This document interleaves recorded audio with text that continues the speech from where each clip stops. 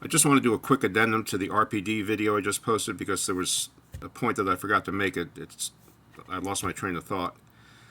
So when the press release initially came out and it didn't mention the possibility that there was DNA on the base at the die letters that had been compared to the young man from 1967, I had assumed that the reason they didn't release that information, is that they were afraid that they would be inundated with samples of DNA to compare. But here's the thing.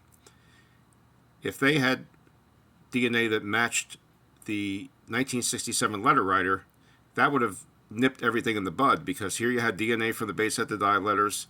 It matched what they had from the young man from 1967. So that would have ended it. That would have nipped it in the bud. There'd be no reason for people to send in their DNA because they already know who it matches, and it matches that young man from 1967.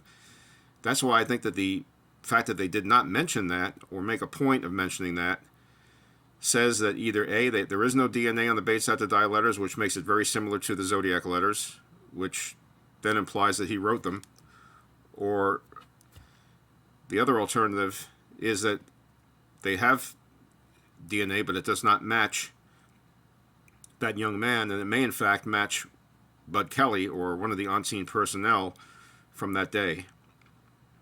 So that's the point I wanted to make, and I didn't realize until I gave it some really serious thought that in making the announcement that the DNA matched the young man, they would have eradicated any other ideas that people may have had about who it might belong to, because they would have known who it belonged to. And by making that announcement, they would have been able to kill two birds with one stone.